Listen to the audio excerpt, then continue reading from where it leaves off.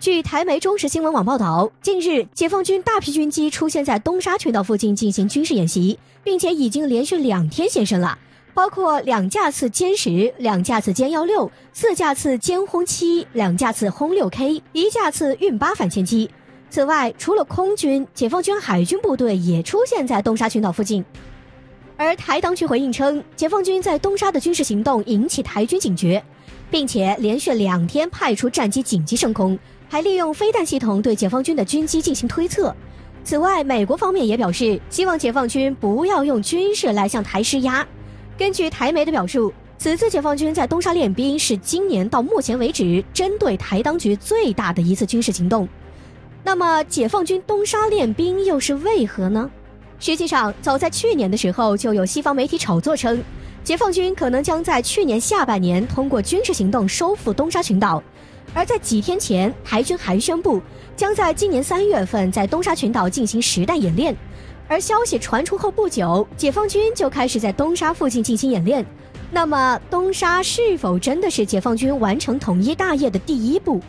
中时新闻网引援军事专家分析称，尽管东沙群岛在南海有着重要的战略地位，并且距离广东汕头只有260公里，但凭借着台军的军事力量，基本上不可能对解放军的军事基地构成威胁。另一方面，假如解放军真的针对台当局采取军事行动的话，东沙群岛的战略价值有限，东沙并没有作为前线基地的价值，解放军只需要1艘军舰或者1架军机就足以瘫痪东沙的台守军，不必刻意攻占该岛。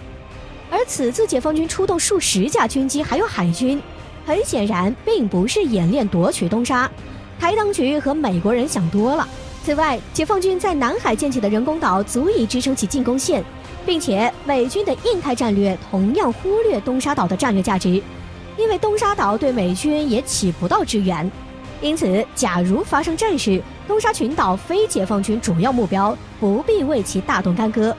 那么，既然如此，解放军又为何在东沙练兵呢？专家表示，解放军原本就将东沙群岛纳入南海战略体系中，与此同时，解放军也在西沙和南沙练兵，没啥不同。而且，解放军在东沙附近演练，首先是强化对该地区的熟悉，针对的是巴士海峡。因为该地区将会是解放军在第1岛链中反击美军的重点。此外，解放军的军事行动也是对美军频繁闯入南海的回应，原本就是美军先挑起的争端，因此解放军在东沙大练兵，并非台当局认为的那样。要是真的针对台当局，解放军是不会把主要精力放在一座小岛上的。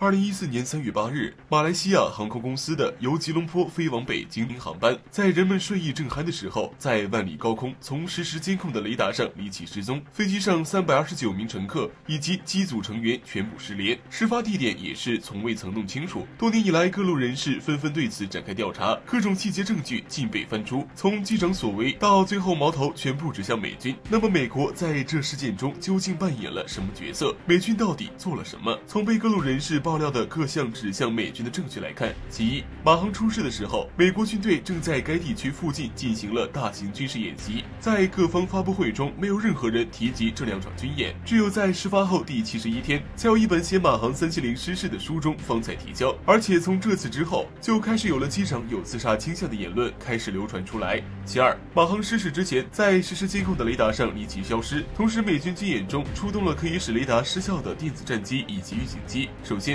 从马航在雷达上消失的地点附近搜寻，并没有任何蛛丝马迹，所以排除这里是失事地点的可能性。其次，从最早的疑似马航370的遗骸打捞地点来看，南印度洋出现了不少的疑似马航370的残骸，但是直到如今，打捞的疑似或确定的碎片，在今年2月初的时候已经有了34片，其中前33片分别来自6个国家16个毫无关联的人。从吉隆坡飞往北京的马航370航班几乎不可能经过那里。不过，从雷达几次收到的地点来看，这架飞机是在往中国飞去的一半距离时，突然就掉头绕一圈，然后往反方向前进。其三，在失事后的搜救中，本就在附近的海域演习的美军出工不出力，让原本最佳搜救的时机错过。要知道，美军这2场军事演习都和搜救有关，其中一个更是以搜救为主要内容，更有英国技者直指美军搜救划水还不及时，导致马航搜救工作困难重重。其次，在飞机上有不少中国芯片专家，美国对此有下狠手的动机。毕竟美国多年来看不顺眼中国，不希望中国发展起来的想法，所有人都知道得很清楚。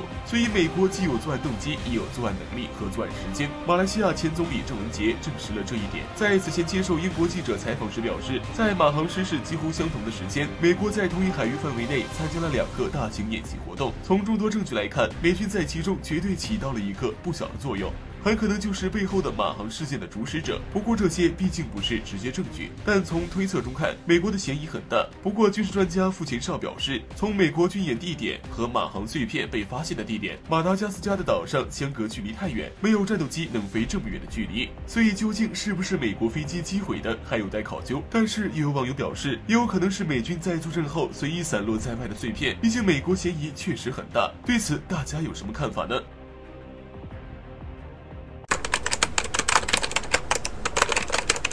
最近一段时间，无论是七国集团还是慕尼黑安全会议上，拜登对中国的态度已经很明确了。美国极力拉拢西方盟友，为应对中国的长期战略竞争做准备。最近，美国的军事行动更是一个比一个疯狂，究竟想干啥呢？据美国空军网站消息称，在2月24号傍晚，美国空军发射了一枚民兵3洲际弹道导弹。据悉，该导弹在飞行约6700公里后，精准命中了达马绍尔群岛的夸贾连环礁预定区域。美空军全球打击司令部副司令安东尼·科顿上将还表示，这次发射证明美军导弹部队时刻准备着，并具备攻击他国岛礁的能力。而且美国弹道导弹和军舰已经做好了全面准备，具备全天候24小时发射能力。美空军声明还多此一举强调，本次试射和紧张局势无关。而在今年以来，美国多次展开战略武器试射。就在10几天前，美国还在佛罗里达州外海发射了一枚3X2型洲际弹道导弹，飞行8320公里后击中大西洋海域某预定目标。美国的核讹诈再次被搬上了台面。前段时间，美国战略司令部司令理查德还直接威胁，美国与中国、俄罗斯爆发核战争确有可能。最近，美国防部副部长、美国核武器政策主管凯瑟琳·希克斯也表态，拒绝不首先使用核武器政策。美国加大核武器投入，这都是非常危险的信号。近些年来，美国都在大战低当量核武器，似乎为一场常规核战做准备。但是只要使用了核武器，哪儿还存在常规战争？这对无核国家顶用，但对有核国家而言，美国这是在自取灭亡。值得一提的是，在同一天，美军机多批次战机，包括 MQ-04C、E8C、RC-135等战机，分别从4个战略方向黄海、东海、台海、南海逼近我国当面领空。这些战机大部分都是从日本等基地起飞。虽然美军机时不时来骚扰，但是这种大规模包围式逼近还是比较罕见的。对此，央视特约评论员滕建群专家指出，这实属罕见，美军疯了。